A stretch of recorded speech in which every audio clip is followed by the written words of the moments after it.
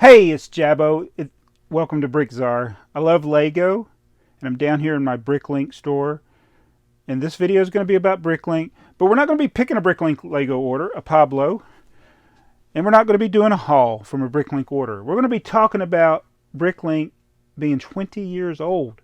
It is the 20th anniversary of BrickLink, which has probably been the most important website for me, at least since in the last 20 years, that's for sure. And so, YouTube has been a big part of the last 8 years, and YouTube and BrickLink for me are really tied together now, and they go hand in hand with a lot of the things that I do with my love for the Lego hobby. So we're going to be answering some of the questions that actually come from BrickLink. So they made a community post, and they want to get feedback from all of us that have been on BrickLink for however many years you've been on there. And I'm going to answer those questions in this video.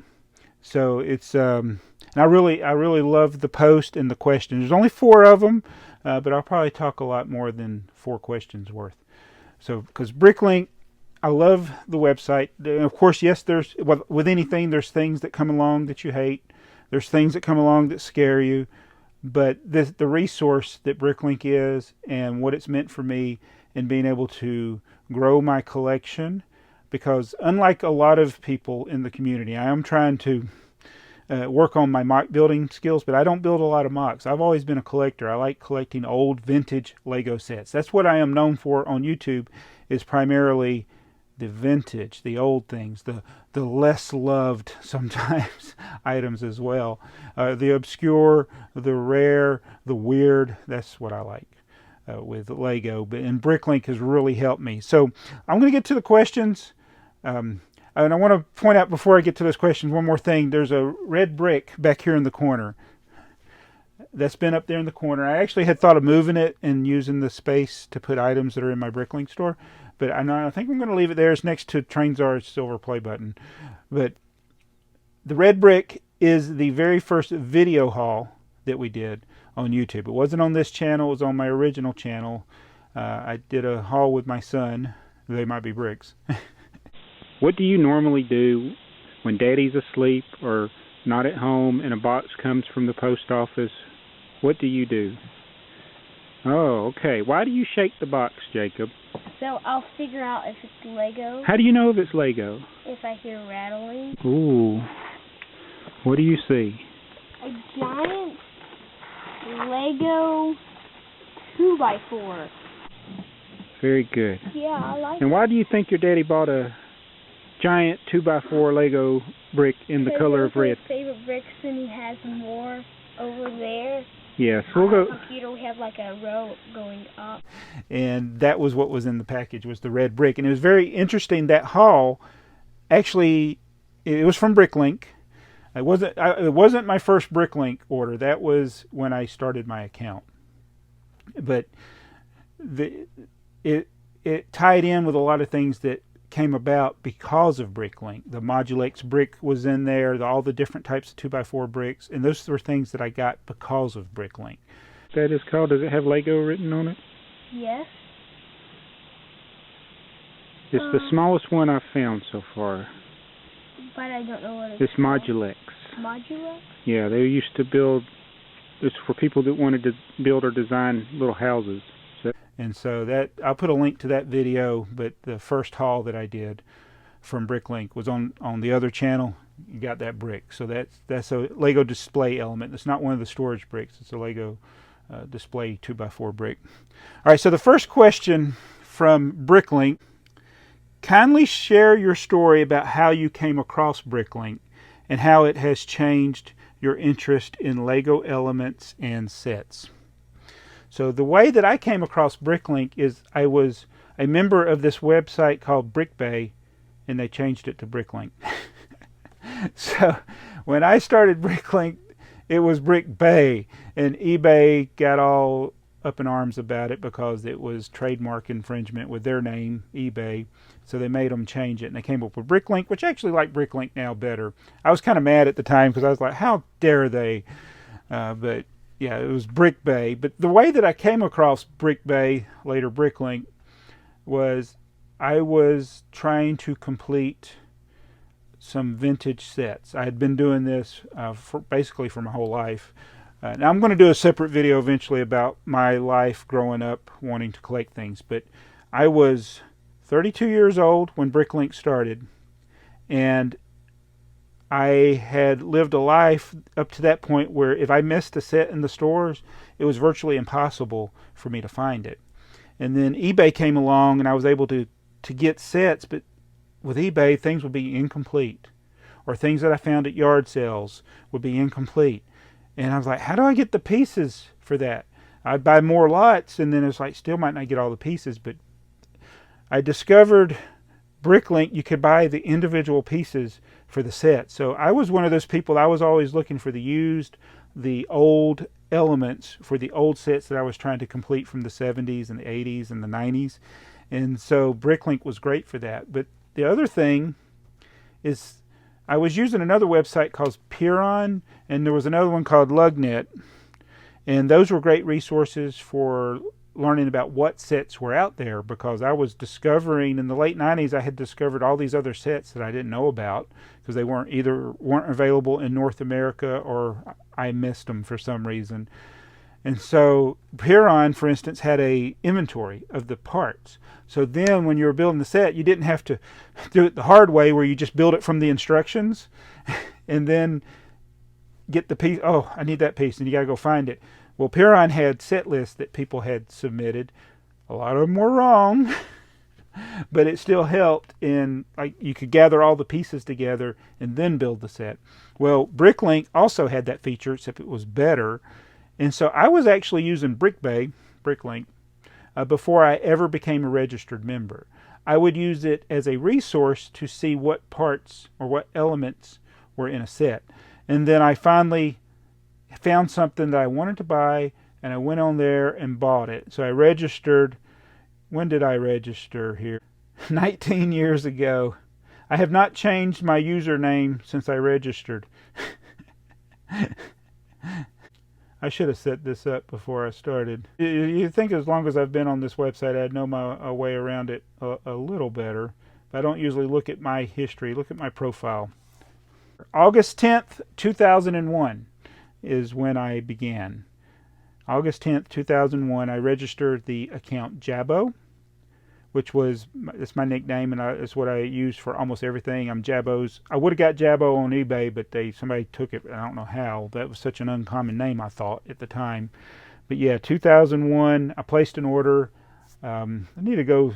You can actually view on BrickLink. You can view your orders. So I'm going to go to my orders to August 10th, 2001. I bought from IMB. Spent $102 with $14 shipping. I have no idea what it is right now. It had to be a set because it was sets. It was 6 items, so it had to be some sets. And then I didn't place another order again until 11/12/2001 to Tulave. And so I think in the early days, looking at some of my things, I was buying sets, and then I do see that it got where it looks like it was more into parts. But so that's how I came across BrickLink, BrickBay, looking for parts and sets for discontinued items that I wanted growing up as a kid. So BrickLink's been great for that. I have placed over 730 orders on BrickLink. By far not the most. There's actually a guy that's bought from me, and I think we'll get into that with some of the the next question. Question number 2, finding friendship. Please tell us about a time you found friendship on BrickLink. Highlight the moment you interacted with them and how you met in real life, if applicable. So I think as far as BrickLinkers, most of them I met because of YouTube. I had interactions. Probably the first seller that I met was Andy Bell, who I actually collaborated with some at Birmingham at Brick Fair. I bought the Dragon Emperor set. What's that? It's the adventure set with the dragon with the gold plating. I can't remember the name of the set now. I got too many sets to remember the names of them. He's one of the first ones I remember meeting, but the one that's had the most impact and has been the most help for me is Chris Clutch from Bricks on the Dollar, one of the largest stores now. I've seen his store grow from what it was when he started doing YouTube videos to now being one of the, he's got a store, a physical storefront in Warminster, Pennsylvania, and he has a massive BrickLink store. But the thing for him with me is the education I got from seeing the way he ran his store. And I learned all the selling part. It just kind of grew from I was buying and then I was acquiring stuff and I was getting things that I wanted, but then I would have excess, and so I started putting things in my store, and then mostly it was sets, and then it got into parts. And I got a video on my channel about that, and I'm going to show you what a BrickLink store is. And I don't know about other BrickLink stores. I can only show you mine, of course. But many times people wonder, is it safe to buy on BrickLink, or what am I doing when I go to BrickLink? Well, I have an inventory here of extra parts that I've accumulated over the years, stuff I've decided to sell, and I go on to BrickLink.com and I upload my inventory and it's available for sale. So I got all the parts they ordered, and it kind of got out of hand. I didn't intend initially for it to grow so fast, but I got some good deals on Lego, and then each day I would add more parts to my inventory. So I ended up putting them in these bins, and I labeled the bins, and that's how I know where to find the parts. Some of them, they're not in bins, so it makes them a little more difficult to find. I'm going to eventually get them all organized where I could have somebody come in here, like one of my kids or something, they could pick the order and know where everything is. Completely organized. Oh, I just happened to find it right there. This guy ordered, it's part 3938. He ordered 13 of them, 2, 4, 6, 8, 10. Of course, he ordered all of them. So that's them. 18, 24, that's 46 of them. And there are 6 in there. So throw those on order. And I guess that's it actually goes into the next question too, because I guess these two questions are kind of tied together. It says buyer-seller story. Everyone has a favorite BrickLink seller or buyer story. Can you share with us what your favorite story is? Oh, that's a tough one. I know as a seller, I've had moments where I was like, oh no, why did I just sell that? And I remember I had 3 copies of the Emerald Knight in my store. And I would kind of use my store as a holding place for sets that I wasn't building at the time. And I would just set a price. I said, oh, nobody's going to buy it at that price. And then one day, my 3 Emerald Knights sold to one person. And I was like, oh, that's odd. Why did they pay double the price that they were when they were new? I mean, it was double what the retail price was. And I was like, I wanted to actually build the extra carriages, and so I was like, I need to go buy some more of them. And then I looked, and they were sold out, and you couldn't find them anywhere. And I was like, oh, that's why it's sold out. So I had moments like that, and then seller's remorse. I'd sell something and be like, oh, why did I sell that? I should have kept that. And so, but the great thing with BrickLink is you can always buy it back. And so I've had a lot of great purchases over the years from people. It looks like a lot of I think it's 78 of my orders that I've placed have been from Germany. So I really appreciate our German sellers, like Magic Magnus. I've bought from him. I think he's the one I've bought from the most as far as in Europe. And so I love being able to get the vintage sets, the sets that were never sold in the U.S. One of the search terms I used to use on eBay was Eisenbahn, but BrickLink, once I learned all the sets, it's just, oh, the set number. That's all I needed to know. So I was getting a lot of the 12-volt trains and the older trains, or the parts for those trains. So I don't have specific buyer-seller stories, but there is one seller. One buyer. There's a buyer out there that I think everyone that has a store of any significant size that sells sets, he's bought from them.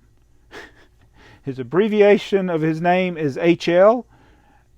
He's got over 16,000 feedback and has never left feedback for anybody else.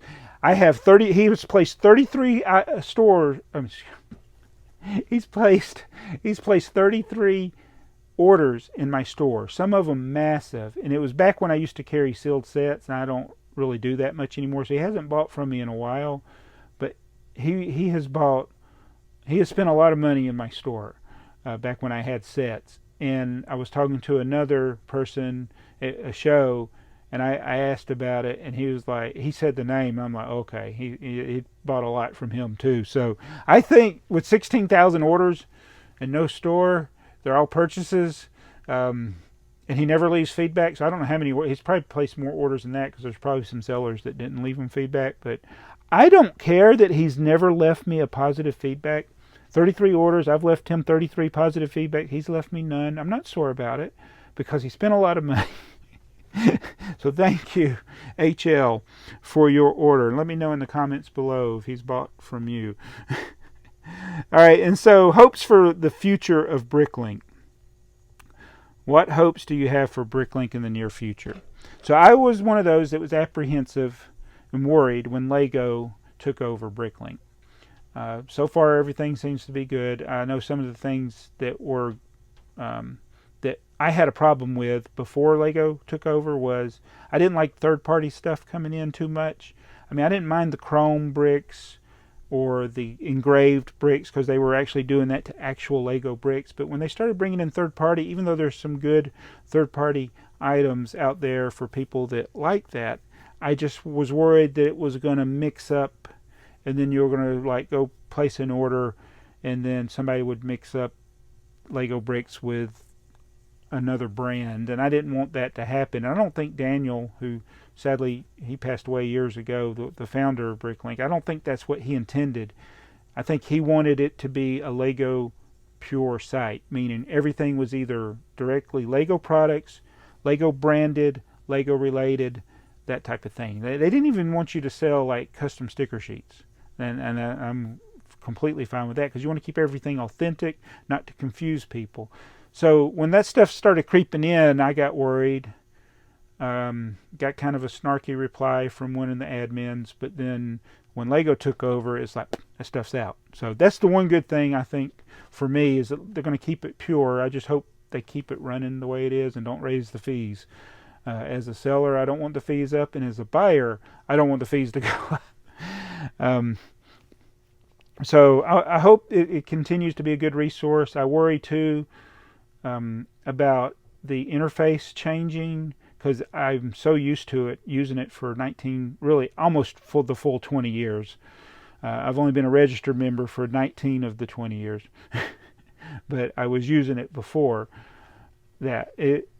Being able to search the inventory of sets, being able to use the price guide to determine the value of an old set or old part to make sure I'm not paying too much for one, things like that, or trying to figure out what I should pay for an item. So those have been valuable too. The price guide is a link that I save on my phone when I go into stores or I'm looking at a set. If I want to know that set's a good value, I can use that. So I like that functionality. I hope it doesn't change where those don't work as well, because I don't like, for instance, I have bought, as I mentioned before, over 730 times on BrickLink, and I have looked many more times than that because I'll go fill my cart up at different stores trying to decide, okay, do I have enough to meet the store minimum or make it worthwhile to ship from overseas. And it's easy for me, having used BrickLink so much, to figure out what parts are in the store. I got wanted lists, I can download them. When I go to lego.com and I use Bricks and Pieces, that site is horrible. It's like you fill up your cart, and then if you do something wrong or back up, it just empties out your cart and you got to start all over. And plus the prices are higher. So I think what BrickLink sellers offer is something that's really not cost effective for Lego to do. So I think it's a good mixture. Lego gives us the great product, and BrickLink sellers give us the opportunity to buy things that we might have missed, or to buy quantity of pieces that might cost us more if we bought them directly from Lego. Hard to believe, right? You think it would be cheaper directly from Lego, but no. Certain items on Bricks and Pieces may be lower than what you could get on BrickLink, but for the most part, things on Bricks and Pieces are more expensive, and they're all just thrown into one bag. So there's a lot of things that BrickLink sellers actually do better than Lego, and Lego doesn't, I think, really want to get into that, so that's why they bought BrickLink, so they can just let all the sellers do that and have this great resource for collectors, mock builders, people trying to relive their childhood sets and things like that. So BrickLink is just so valuable. But I've really enjoyed my time on BrickLink. I'm going to go back over here to my my profile. Let's see. I'll click on that and go to my activity again. So yeah, 739 orders that I've placed, and then I've sold almost 3,700 orders of people that have purchased from me. So thank you to all the people that have made things available that I have bought. I've done hundreds of hauls here on YouTube showing the things that we've bought. I wish YouTube had been around from the beginning of this. You know, I didn't start making Lego videos on YouTube really until 2012. There were a lot of really interesting purchases I've made over the years. I remember the mail carrier, when we moved in this house in 2005, she would bring all these boxes, whether they were from eBay or BrickLink, a lot of them from BrickLink. She like, what's in all these boxes? They rattle. And I was like, it's Lego. She's like, you sure did get a lot of it. And I'm like, I really like it.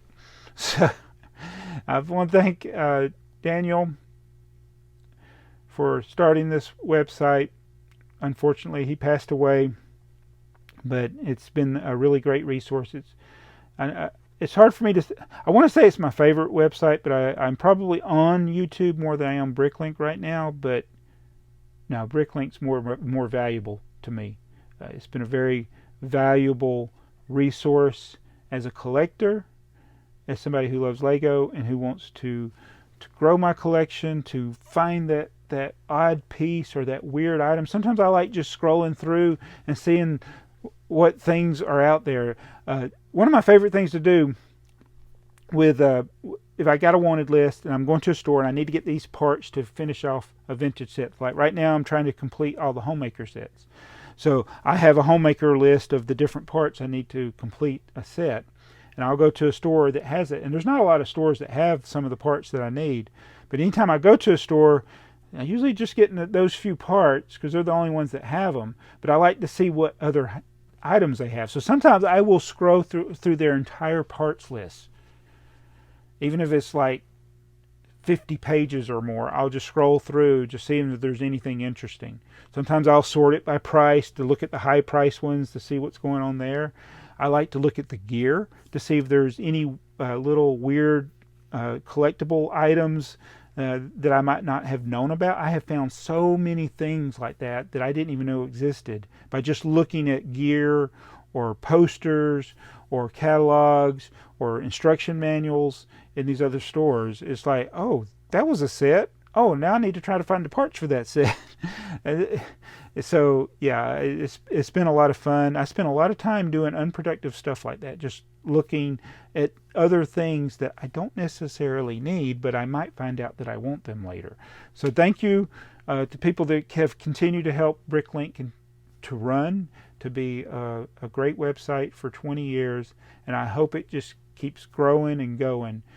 And I did get a snarky comment from, it was a child, about like people, he said on one of my videos that people like you, YouTubers, on BrickLink ruin the hobby for everybody by making Lego more expensive. And I think it comes from a place of not knowing how capitalism works or fair market works. But as somebody who grew up for 32 years not being able to find a single set sometimes that I wanted, I am so thankful that we have this, that we have BrickLink, that we have eBay. Yes, sometimes the prices go up.